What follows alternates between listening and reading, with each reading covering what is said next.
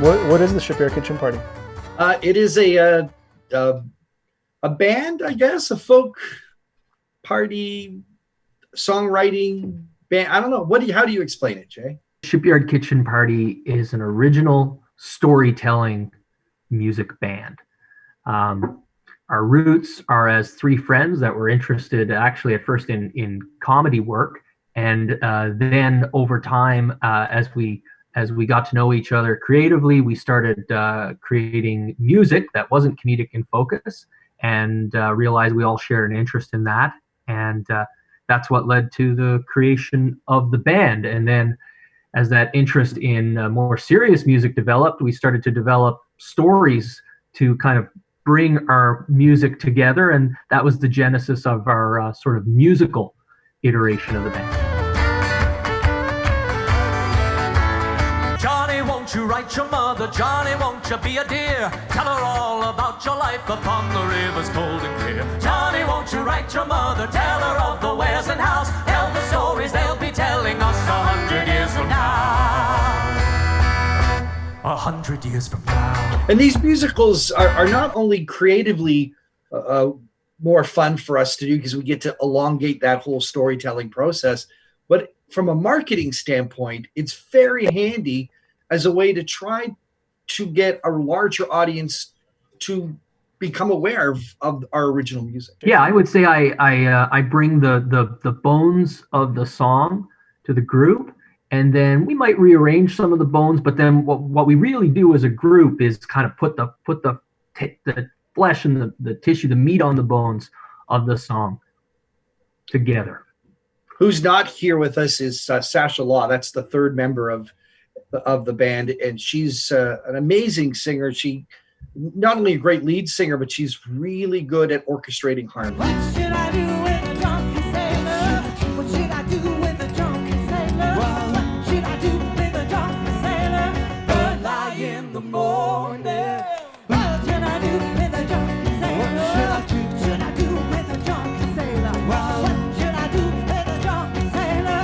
Early in the morning. Tom Thompson's Wake as a musical tells the story of Tom Thompson's life from three different perspectives of three different characters. You have Winnie Traynor, Tom Thompson's female confidant, some said his love interest.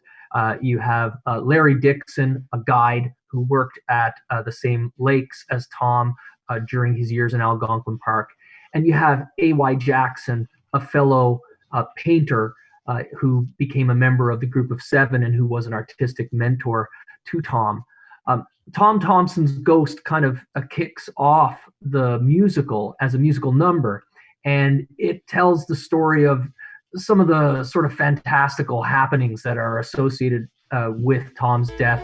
They're total flights of whimsy on my part, but very often when you have someone famous die, people say, oh, and I remember the night that person died. It was strange. There were shooting stars. Each man recalls just where he was. The July day old Tom was lost. Ungodly things were seen and heard, they say. All the ground it shook and the summer leaves tumbled from the maple trees. Winter started early on that day. We chose to record Tom Thompson's Ghost at the Creator Space because we hoped that it would tell prospective audience members a bit about what the show would look and sound like. And so when we walked into the Ellie Shore Library to lay down the tracks for the song, and we saw that we were in the same room in the library as all the local works of art are in for display purposes, it really felt perfect because here we were singing a song about a great artist and we were surrounded by great art. The hunters died and the hunted killed. Silent hills cried out of pain. Blue skies filled with freezing rain. Blackbirds bit and the black flies sang. I guess, John, like you're familiar with recording on like tape before and other recording formats. What's that been like now with the digital process of recording? How have things changed? Yeah, thanks, Tom, for reminding me how old I am, and that, yes, indeed, I have had experience recording on tape and can edit by cutting tape.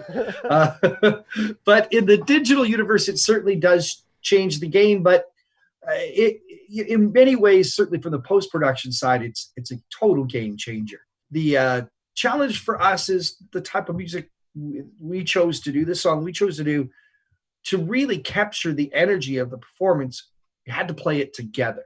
But we did play together in separate tracks. But the cool thing about it is that once the live track, the energy was recorded, if there were any tiny mistakes, any little blips, if at one point I think our fiddle player bumped his microphone, you could actually go back, because they're isolated tracks. We could go back and redo that portion of the performance to make sure we saw it. Air broke curtains in the night sky. You wouldn't think it was July.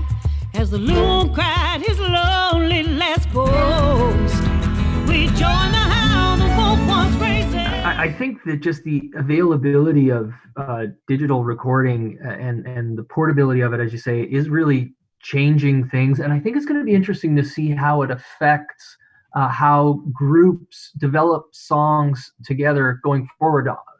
If, for example, the COVID crisis extends for any length of time. I have a song right now, for example, that I've been working on that I really think would be great for Sasha. I think it would fit her voice. And I'm thinking I'm just going to record it digitally myself and kind of pass the song back and forth online a few times and see if we can't get it roughly into the shape we'd like it, so that by the time this all lifts, we're close to being ready to perform it together. On the night that we were waking.